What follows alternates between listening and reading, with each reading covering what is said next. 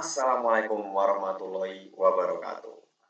Kembali lagi bersama saya, Muhammad Amar Abidwanggito. Dan pada kesempatan kali ini,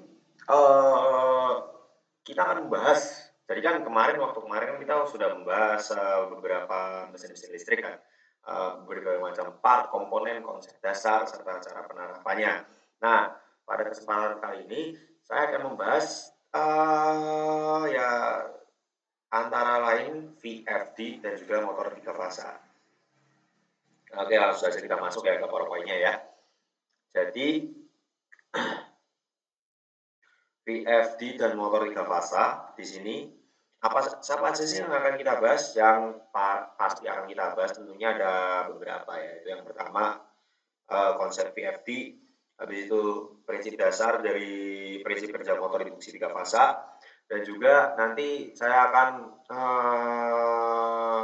menggunakan sebuah modul ya VFD ya, namanya itu XYS AT1. Nah, di sini nanti akan aku kasih tahu apa itu XYS AT1 dan juga data sheet-nya. Kemudian yang terakhir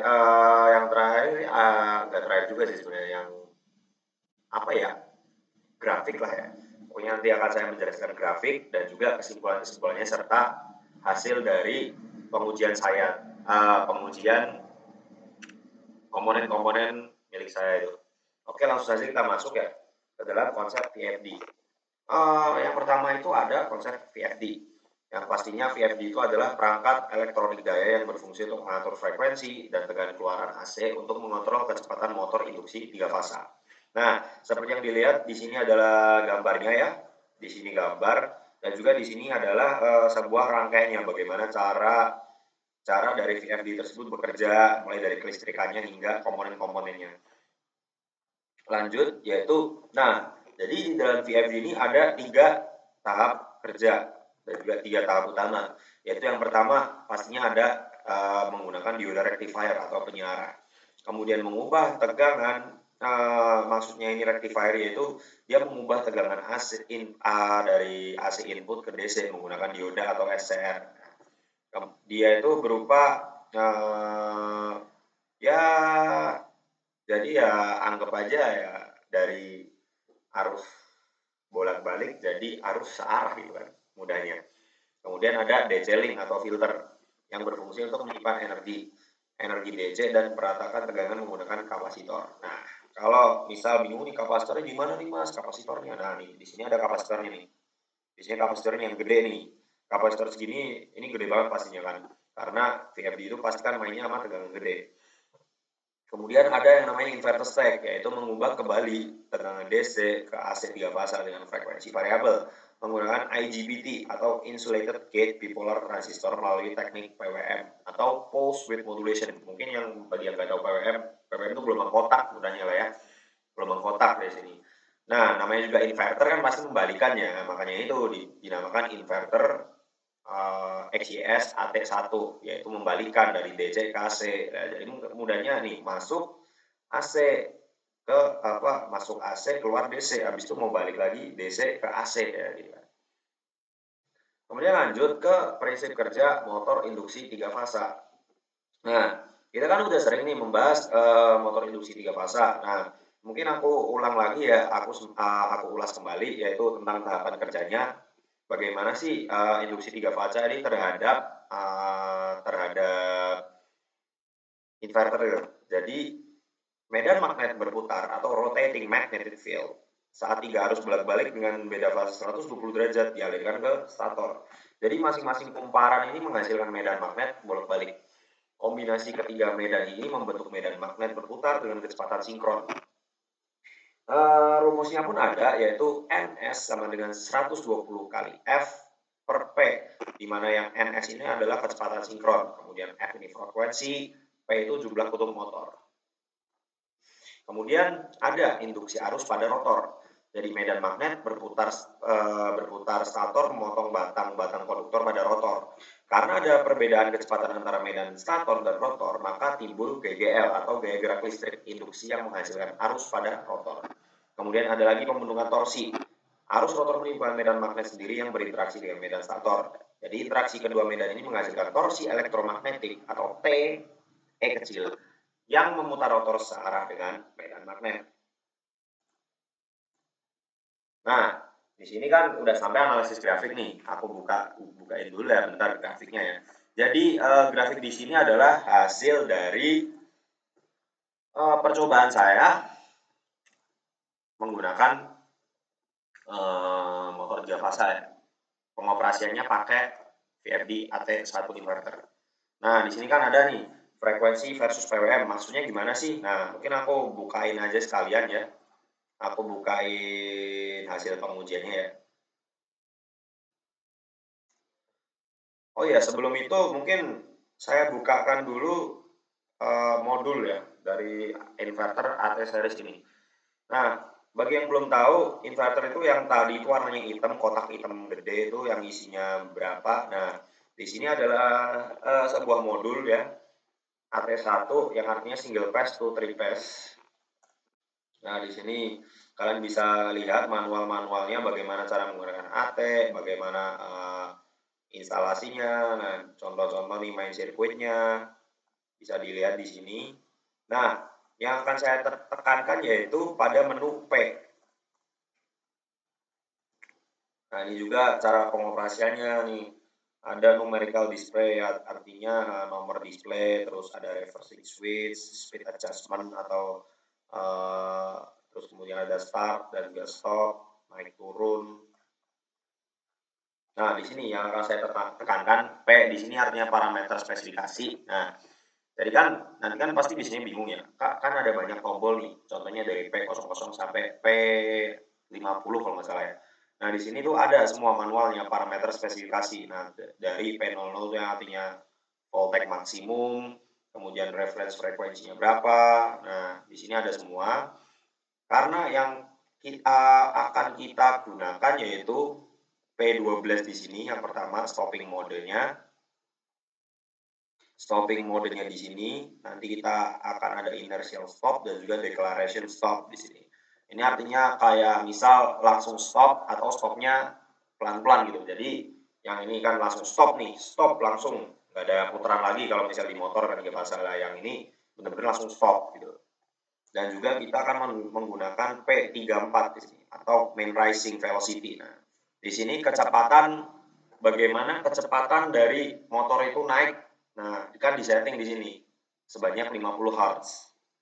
Kemudian di setting juga main descent velocity, bagaimana kecepatan dia turun dari T start, nanti ada T start ke stop gitu. Ya, jadi kurang lebihnya di sini. Nanti kalau misal masih bingung, saya akan kasih modulnya di kolom deskripsi. Ini langsung saja kita masuk ke dalam. Nah, jadi di sini ya, kita fokus yang sini ya. Nah, sebenarnya ini saya kemana agak bingung ya menggunakan 380 atau 230. Nah, tapi sebenarnya sama aja sih. Hasilnya pun bakal sama kurang lebihnya. Nah, di sini saya sudah melakukan, jadi kan ini saya sudah melakukan uji coba dengan hasil RPM sebesar segini. Nah, terus bagaimana apa sih hubungannya? Nah, kita cek dulu. Coba hubungi frekuensi per RPM. Nah, di sini artinya apa? Jadi hubungan frekuensi per RPM artinya grafik naik hampir linear, menunjukkan bahwa semakin tinggi frekuensi inverter, maka kecepatan putaran motor RPM juga meningkat. Isi sesuai karakter motor induksi 3 fasa yang dikendalikan oleh VFD. N per 120 per F gitu kan. N kali NS kali F, NS kali 120 per F gitu kan. Kemudian grafik frekuensi per arus input. Kita cek lagi frekuensi per arus input. Nah, bisa kita lihat ya kan dari sini kan frekuensi per arus input nih. Jadi kan frekuensinya naik nih. Per arus frekuensinya kan naik hingga ke batas 0,3 ampere di sini kan. Nah, yang artinya apa? Jadi artinya harus meningkat sedikit dari 0,1 ke 0,3 dan stabil. Artinya beban motor relatif konstan. Hanya arus awal yang sedikit lebih tinggi dari frekuensi rendah. Nah, langsung saja ya. Nah, mungkin udah paham kurang lebihnya. Jadi kemudian ada P34 VS waktu akselerasi. artinya terlihat hubungan berbanding terbalik, semakin besar nilai P34, waktu akselerasi semakin singkat. Apakah benar? Kita lihat dulu.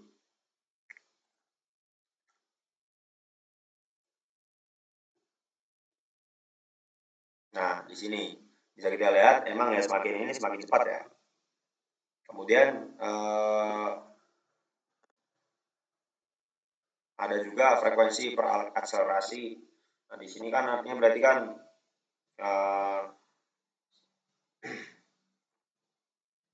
di sini artinya terlihat hubungan berbanding terbalik. Yang tadi itu kan akselerasi semakin singkat sesuai prinsip VFD, laju kenaikan frekuensi cepat sama dengan motor mencapai kecepatan target lebih cepat.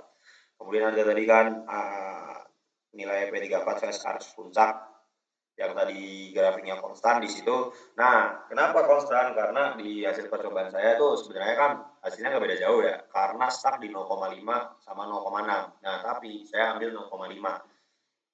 0,5 semua di sini. Nah, di sini kan 0,5 semua nih. Nah, saya sengaja ambil karena biar lebih enak aja dipandangnya. Yang artinya di sini nilainya konstan dalam data percobaan, berarti variasi P34 tidak terlalu mempengaruhi arus puncak dalam kondisi ini. Kemudian ada P42 yaitu deakselerasi atau penurunan ya, tadi bisa kita lihat grafiknya. Nah, di sini grafiknya di sini kan turun. Nah, artinya apa di sini? Artinya semakin besar P42 waktu deakselerasi semakin singkat. Oke. Mungkin langsung saja ya kita masuk ke contoh dari percobaan saya ya.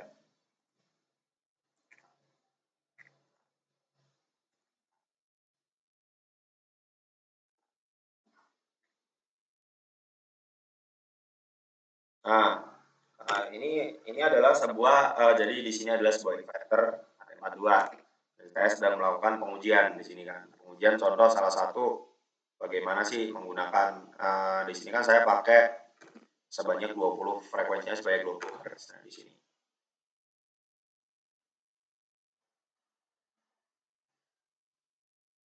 Di sini adalah motor 3 fasanya. Sebenarnya di sini nah cara menyetingnya tuh ada di sini.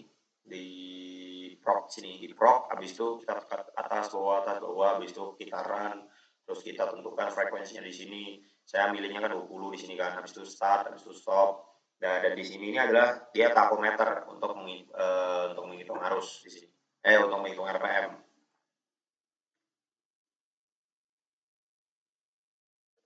Nah, dengan hasil seperti ini, terus saya pencet stop. Ya kurang lebih seperti itu. Jadi kesimpulannya ya itu semua yang sudah saya ujikan. Tentunya kita punya kesimpulan, yaitu berdasarkan hasil pengujian karakteristik dan uji RAM. Yang tadi itu uji RAM pada motor induksi 3 fasa dengan inverter XYS AT1 diperoleh kesimpulan sebagai berikut. Hubungan antara frekuensi dan kecepatan bersifat linear, yaitu semakin besar frekuensi keluaran inverter maka semakin tinggi pula kecepatan motor. Hal ini sesuai dengan teori dasar motor induksi di mana kecepatan sinkron berbanding lurus terhadap frekuensi sumber. Kemudian arus input meningkat di awal kemudian stabil. Arus awal lebih tinggi karena motor membutuhkan torsi awal untuk mengatasi inersia beban. Setelah mencapai kondisi steady state, jadi setelah mencapai kondisi steady state, arus menjadi relatif konstan dan menandakan motor bekerja pada beban ringan dan stabil.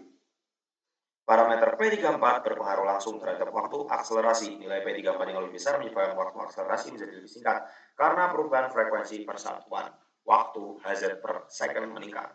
Kemudian yang parameter 42 yaitu kecepatan deakselerasi berpengaruh terhadap waktu perlambatan. Nilai P42 yang lebih besar memperpendek waktu deakselerasi, menunjukkan bahwa motor dapat berhenti lebih cepat saat frekuensi diturunkan ke laju yang lebih tinggi. Kemudian ada arus puncak yang relatif konstan pada semua percobaan. Hal ini menunjukkan bahwa perubahan parameter akselerasi dan deakselerasi tidak memberikan pengaruh signifikan terhadap arus puncak motor pada kondisi beban yang diinginkan. Nah, itu semua dari hasil dari modul VFD inverter AT series. Nah, pada kesempatan kali ini mungkin itu saja yang akan saya terangkan di sini ya. Ya, sampai ketemulah di video selanjutnya. Jadi saya Muhammad Amaradego pamit undur diri. Terima kasih dan sampai jumpa lagi.